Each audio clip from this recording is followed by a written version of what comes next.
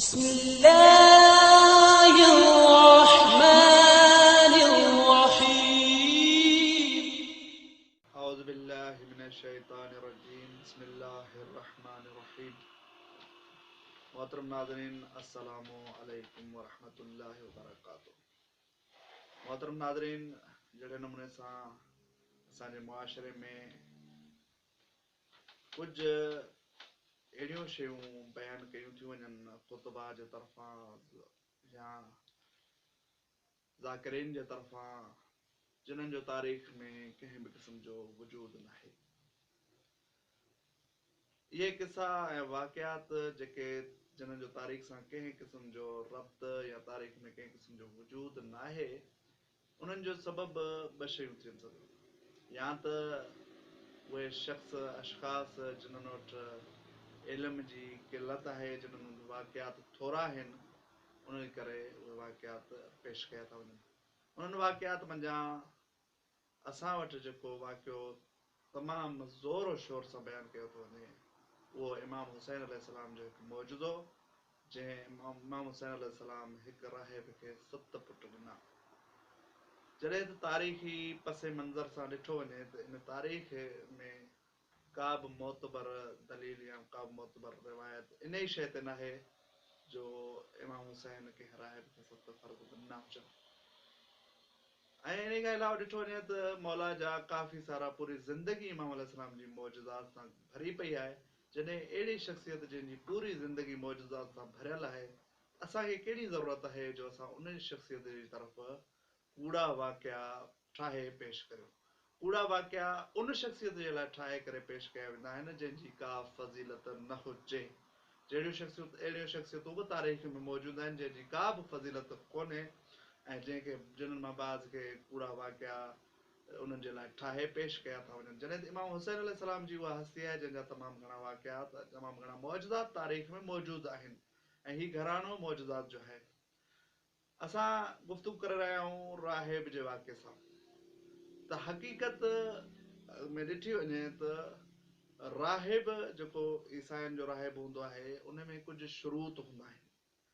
मज़हब ईसाइयत में उनजे लाइ शुरूत हूंदा आहिनि जेके इस्लामी शुरूत खां हटी करे, इस्लामी पेशवा जे शुरूत खां हटी करे उन्हनि जा हिकु अलॻि शुरूत आहिनि जेके इस्लाम खां पहिरीं खां उहे शयूं राइज आहिनि।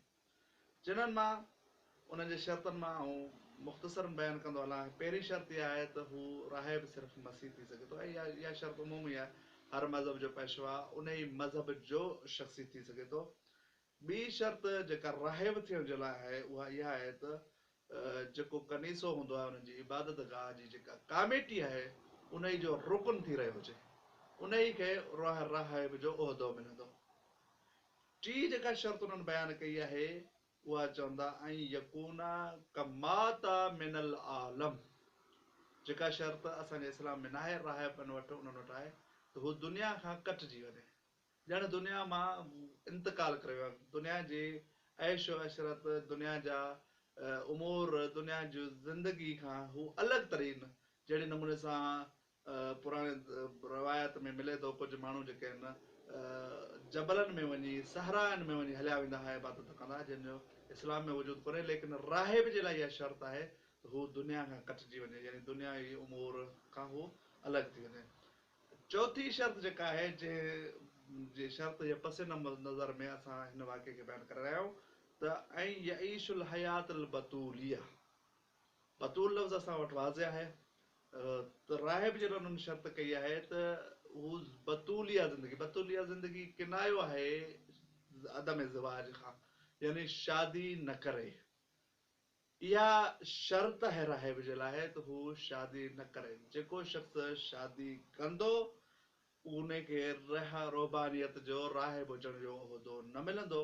लिहाज़ा जॾहिं राहिब जे लाइ शर्त आहे त हू शादी न करे, जॾहिं शादी न करणु शर्त आहे त सवाल इहो पैदा थो थिए त इमाम हुसैन अलैहिस्सलाम राहिब खे 7 पुट कीअं ॾिना।